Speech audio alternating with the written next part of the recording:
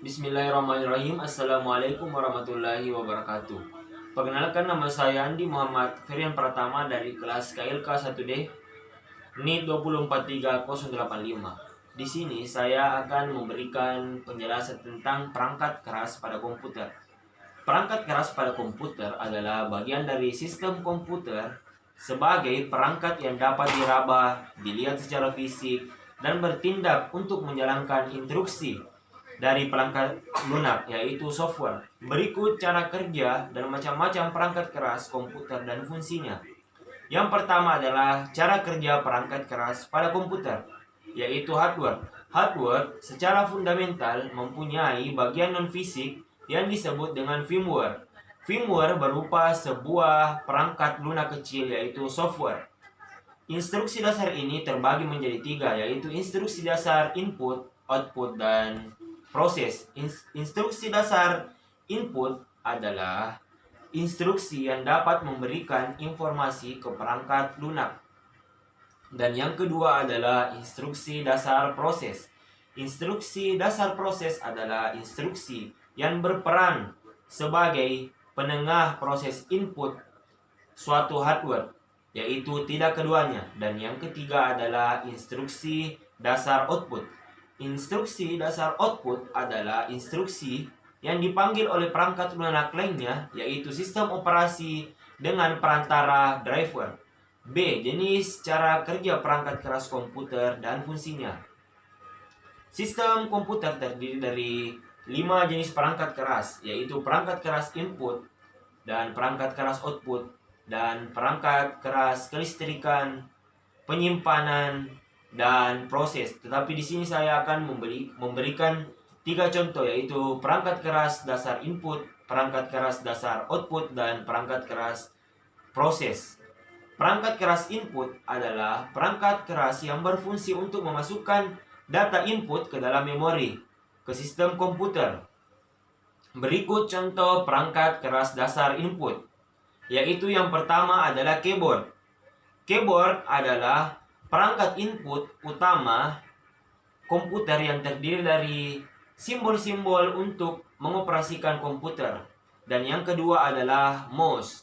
Mouse adalah perangkat peripheral komputer yang digunakan untuk melakukan input data berupa klik, kursor, dan scroll. Dan yang ketiga adalah scanner. Scanner adalah perangkat keras input pada komputer dengan data dimasukkan berupa hasil pindai scan dari sebuah dokumen, layaknya mesin fotokopi. Dan yang selanjutnya adalah ROM driver. ROM driver adalah perangkat keras input yang dapat membaca inputan dari kegiatan digital berupa CD dan DVD. Dan yang kedua adalah perangkat keras proses. Perangkat keras proses adalah jenis hardware yang berfungsi untuk melakukan olah data atau eksekusi perintah terhadap data yang dimasukkan.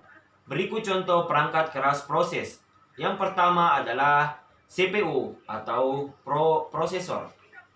Prosesor adalah perangkat keras proses utama yang merupakan komponen sirkuit elektronik yang dapat melakukan eksekusi komputasi logika, aritmatika, dan sistem kontrol.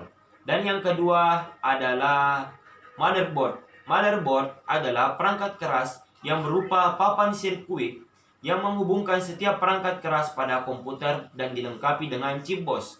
Dan yang ketiga adalah FGA. FGA adalah perangkat keras yang digunakan untuk melakukan proses visualisasi data dalam bentuk grafis. Dan yang selanjutnya adalah kartu suara. Kartu suara adalah perangkat keras yang digunakan untuk melakukan proses data berupa suara, baik mengeluarkan maupun merekam suara. Dan yang ketiga adalah perangkat keras output. Perangkat keras output adalah perangkat keras jenis hardware yang berfungsi menampilkan atau menghasilkan keluaran dari data yang diproses. Perangkat keras output utama dari sebuah sistem komputer adalah monitor, dan speaker. Contohnya adalah monitor.